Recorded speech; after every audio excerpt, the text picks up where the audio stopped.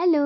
আজ আমি তোমাদের তৈরি করে দেখাবো সাদা পোলাও। এটা করতে কিন্তু খুবই ইজি আর খুব কম সময়ের মধ্যে হয়ে যায়। এর আগেও তোমাদের দেখিয়েছিলাম বাসন্তী পোলাও। চলো দেরি না করে তৈরি করা যাক। আর আমি যেভাবে দেখাচ্ছি সেভাবে করো, দেখো খুব সুন্দর হয়ে যাবে। ১ পোয়া চাল নিয়েছি, নিয়ে ভালো করে ধুয়ে জলটা ঝরিয়ে নিলাম। কড়াইতে ঘি দিয়ে দিলাম, দিয়ে তেজপাতা, দারচিনি, এলাচ, শুকনো লঙ্কা দিয়ে সুন্দর একটা গন্ধ আসা অব্দি ভেজে নেব। এবার ধুয়ে রাখা চালটা দিয়ে লবণ দিয়ে কাজু কিশমিশ দিয়ে চালটাকে বেশ ভালো করে ভেজে নিতে হবে।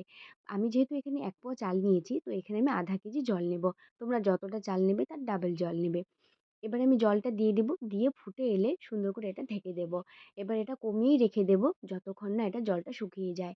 কমিয়েই করতে হবে, তবেই কিন্তু ভালো হবে। এবার দেখো ঢাকা তুলে নিলাম। ১০ মিনিট পরে দেখলাম নিচে একটু জল আছে। এবার আবার এটাকে ঢেকে রেখে দেব ৫ মিনিটের জন্য। এবার নাড়িয়ে দেখো নিচে কিন্তু লেগে নেই, প্রায় অনেকটা ঝরঝরে হয়ে এসছে। এবার হাত দিয়ে দেখছি গলে গেছে। এবার কি করব, ঢাকা দিয়ে কমিয়ে গ্যাস একদম বন্ধ করে রেখে দেব। ব্যাস তৈরি।